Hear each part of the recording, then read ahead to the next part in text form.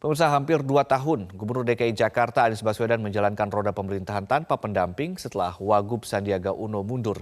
Dua partai pengusung pasangan Anies Sandi yaitu Gerindra dan PKS telah beberapa kali mengajukan usulan nama, namun sepertinya belum ada titik temu siapakah yang pantas mengisi kursi Wakil Gubernur Jakarta. Apakah kader Partai Gerindra atau justru dari PKS? Akankah munculnya dua calon Wagub pada Senin kemarin akan mengakhiri kursi kosong Wagub pendamping Anies Baswedan? Untuk membahasnya sudah bergabung di studio Sekretaris Fraksi PKS DPRD DKI Jakarta, Bapak Ahmad Yani. Selamat pagi Pak Yani, Assalamualaikum warahmatullahi wabarakatuh. Selamat pagi. Waalaikumsalam warahmatullahi wabarakatuh. Ya, dan juga kita masih menunggu kehadiran dari Wakil Ketua DPD Gerindra DKI Jakarta, Bapak Syarif yang masih dalam perjalanan. Sambil menunggu Pak Syarif, Pak Yani, kita langsung saja. Sebetulnya ketika Bang Sandi maju sebagai cawapres waktu itu ya, deal-dealan PKS dengan Gerindra apa sih? Yang kemudian oke nanti yang menggantikan siapa gitu? Iya. Pada saat deal yang terjadi pada waktu lalu, Pak Sandi maju sebagai wakil presiden, maka posisinya sebagai wakil gubernur DKI yang beliau itu berhenti, maka sudah diserahkan kepada PKS. Ini kesepakatan yang memang sudah dibicarakan pada waktu lalu. Nah, karenanya itu ada hitam di atas putihnya? Iya, ada hitam di atas putih bahwa itu memang menjadi hak PKS. Nah, ini juga sudah dibuktikan pada waktu lalu ada penyampaian surat ya calon wakil gubernur yang disampaikan kepada Pak Gubernur, kemudian disampaikan ke DPRD DKI. Ini menunjukkan kalau itu milik PKS, makanya dua-duanya wakil gubernur itu adalah dari kader PKS. Yang waktu lalu disampaikan adalah Pak Agung Yulianto dan Pak Ahmad Sayhu. Ya. Nah, ini menunjukkan bahwa memang ini menjadi milik PKS. Ya. Jatahnya PKS. Ya, kesepakatan kita pada waktu lalu dan komitmen Gerindra pada waktu lalu seperti itu. Tapi sekarang kemudian sepertinya setuju bahwa nanti dari Gerindra mengajukan, dari PKS mengajukan. Ini apakah titik tengah dan apa yang kemudian menjadi titik balik sehingga PKS kemudian setuju akhirnya? Iya. Jadi ada beberapa pertimbangan ya yang menyebabkan kenapa sampai akhirnya dari kedua partai pengusung ini masing-masing maju mencalonkan, mengajukan dari partainya. Kami melihat bahwa pada waktu lalu proses politik yang terjadi di DPRD DKI, dua calon wakil gubernur dari PKS ini kan sudah diajukan dan ini prosesnya sudah berjalan. Ya. Nah, nama-nama sudah masuk ke DPRD. Nah, kemudian untuk proses pemilihan sampai nanti pada tingkat pemilihan wakil gubernur ini kan ada dibentuk pansus. Kemudian ada nanti penetapan siapa duduk di dalam panitia. Nah, kami ini pada saat menjalankan itu sepertinya teman kita ini dari Gerindra ini masih belum legowo pada waktu lalu. Baik, sudah di studio Pak Syarif, Wakil Ketua DPD Gerindra DKI Jakarta. Silakan Pak Syarif bergabung di sini di studio untuk langsung berbincang. Apa kabar? Waalaikumsalam Pak Syarif.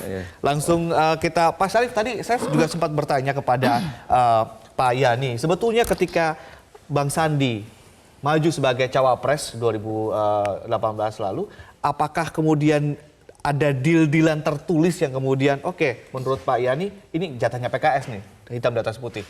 Ada deal-deal seperti itu? Ya, sudah deal, sepakat dan kita kawal itu dua calon itu yang diajukan oleh PKS. Kita mengkawal itu lebih dari 10 bulan ya. 9 bulan ya, 9 bulan. Jadi deal bahwa itu memang jatahnya PKS? Iya, sudah. Dan itu komitmen Pak Prabowo ditunjukkan dengan surat persetujuan dua nama Pak Ahmad Sayhu dengan Pak Agung Yulianto. Kemudian kita kawal di DPRD ya kan. Pada akhirnya di akhir bulan Juli akhir bulan Juli 2019 stuck, mandek. Stucknya di mana? Ya, stuck banyak hal ya, tetapi salah satunya itu adalah hasil evaluasi DPD Gerindra DKI itu ada dua hal penyebabnya. Pertama, figurnya, kedua komunikasi politik. Setelah 10 bulan baru kemudian menyadari kayaknya harus ada evaluasi. Evaluasi, kemudian kita tawarkan lah ya namanya resolusi kita menawarkan 4 nama di akhir bulan awal September ya. Kata Pak Yani katanya tidak legowo Gerindra. Oh nggak bisa. Itu menunjukkan bahwa Gerindra tidak legowo. Bagaimana bisa sebut legowo? Kita sampai dari pendaftaran Pilpres ya itu dimulai, dapat surat dari DPP persetujuan itu, kemudian kita sampaikan kepada DPRD, dilakukan pengawalan di pansus ya.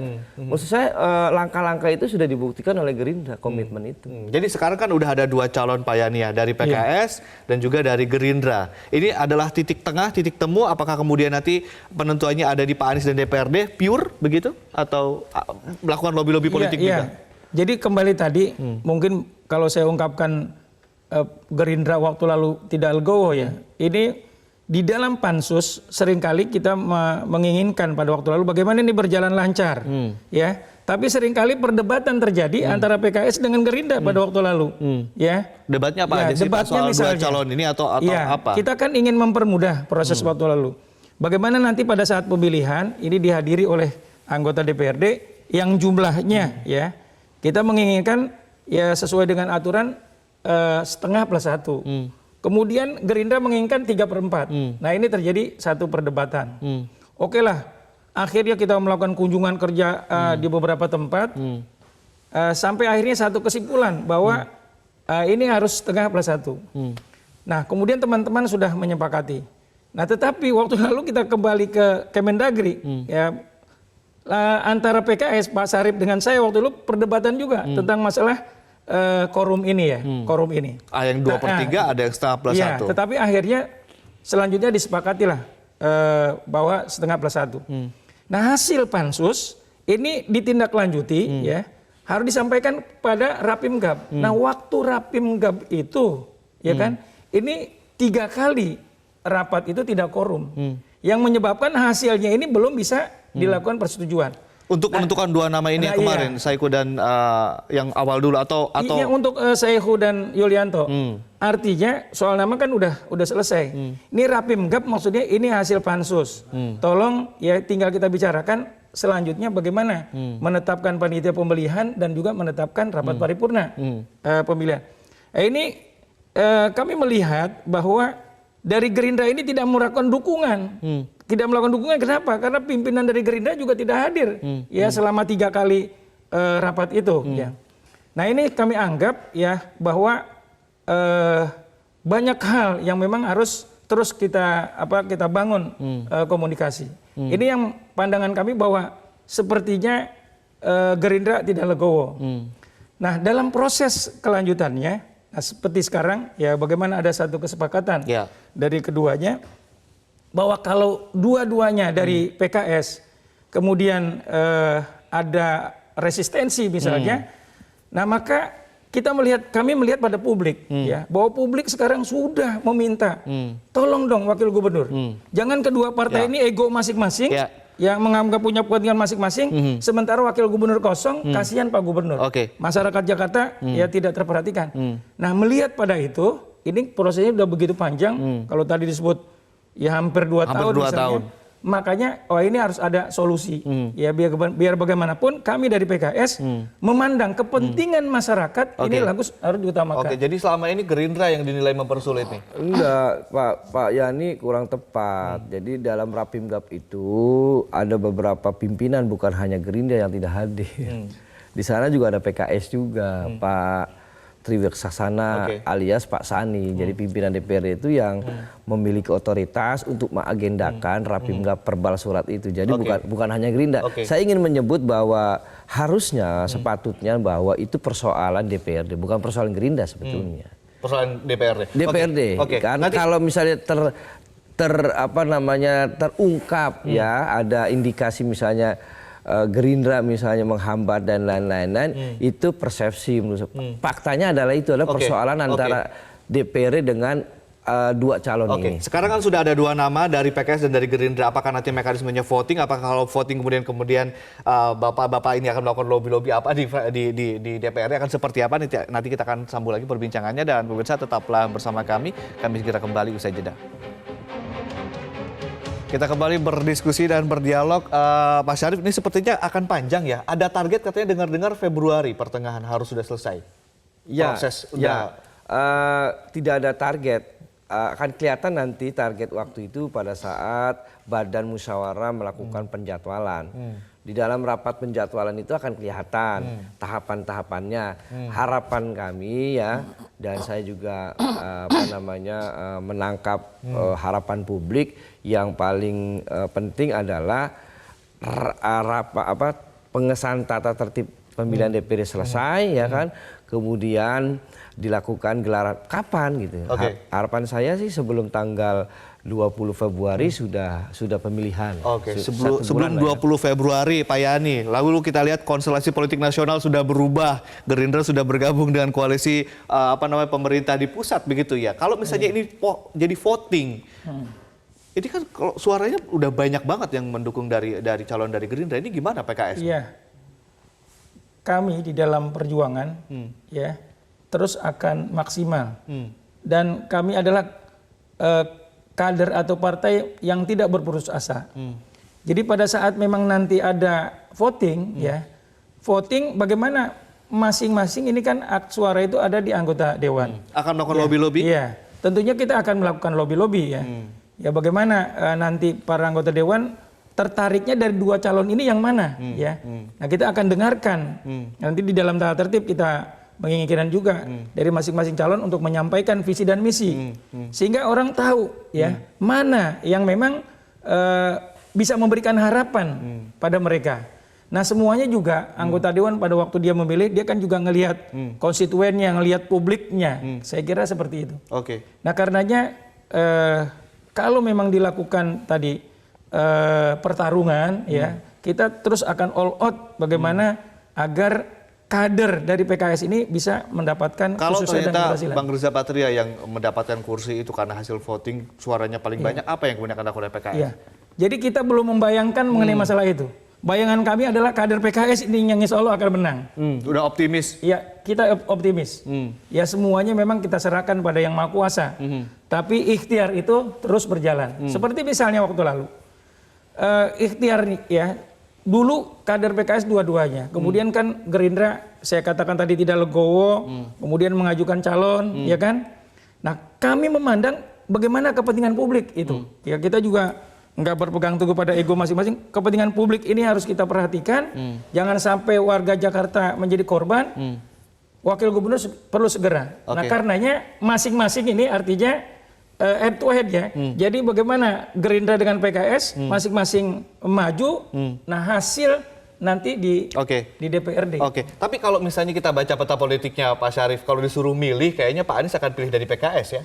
Belum tentu. Karena kan kita lihat posisi kader yang satu sudah menjadi koalisi yang berbeda begitu. Iya kalau ditariknya peta politik nasional bisa cenderung, tetapi daerah itu unik loh. Tapi saya sebelum ke sana saya ingin sampaikan dulu penting ini bahwa di dalam tata tertib itu kan Pak Yani mengatakan soal voting ya, kemudian bertarung ya seperti itu. Harapan kami di dalam penyelenggaraan paripurna itu tidak ada voting, kan ada mekanisme musyawarah dan mufakat, ya kan. Ketika musyawarah mufakat tidak dicapai, maka dilakukan pengambilan suara terbanyak, ya. Jadi upayakanlah musyawarah mufakat, insya Allah ada jalan keluar. Fraksi-fraksi yang lain lebih dekat ke Gerindra apa PKS kalau menurut Pak Syarif sekarang? Saya ingin mengatakan semua dekat, ya. Ini masalahnya figur. PKS juga dekat dengan Gerindra, Gerindra dengan PKS dengan Golkar, semua dekat. Cuma persoalannya sekarang ke figur. Jadi apakah nanti dikatakan Pak Yani, apakah one man one vote akan terjadi, kita lihat nanti. Tapi harapan kami dihindari voting karena ada alasannya. Kita kan pernah bersama, gitu loh ya, pernah bersama. Tapi sekarang udah enggak. Memang kalau udah pernah berarti sekarang udah enggak dong. Bukan secara formal ya, secara formil kerjasama politik formil kita pernah bersama di nasional, kemudian di daerah ini secara informal juga secara batin masih, karena itu hindari cara-cara voting. Pak Syarif, apa kira-kira kelemahan dari kepemimpinan dan juga kinerja Pak Anies selama ini sehingga kemudian calon dari Gerindra ini cocok banget untuk jadi wakilnya?